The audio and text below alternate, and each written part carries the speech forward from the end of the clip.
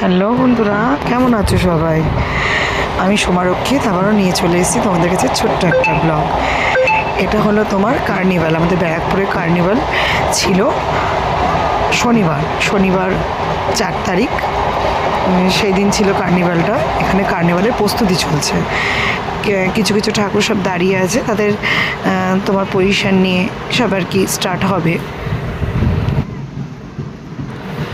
এইসব স্টার্ট হওয়ার জন্য দাঁড়িয়ে আছে, এই প্রস্তুতি চলছে আর কি। তা আমাদের যেতে যেতে সেদিন বিকেল 5টা 5:30 মতো বেজে গেছিলো। কিন্তু কার্নিভালটা সবেই শুরু হয়েছিল।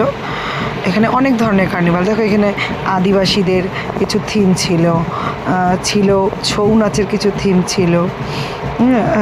তারপর এখানে ব্যান্ড পার্টি ছিল কিছু। প্রত্যেকটাই শুরু হওয়ার আগে তাদের একটা করে ব্যানার দিয়ে শুরু হচ্ছিল।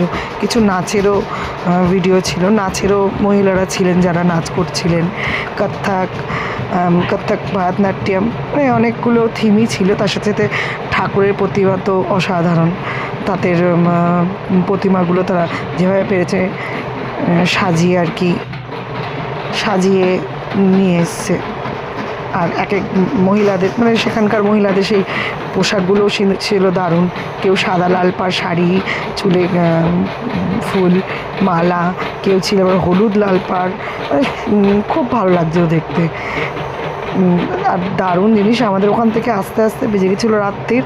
তখন 7টা 7:30 মতো হবে।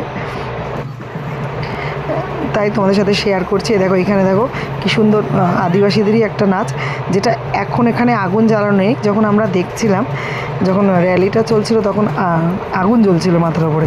এই দেখো বড় বড় ড্রাম, মানে বড় বড় ড্রামগুলো দেখো বাজাচ্ছে। এই যে এদিকে দেখো আবার সাদা শাড়ি, তার সাথে আবার সাদা ফুল, কি ভালো লাগছে। আবার হলুদ সাদা ব্লাউজ দিয়ে শাড়ি পরেছে কিছু কিছু নাচের।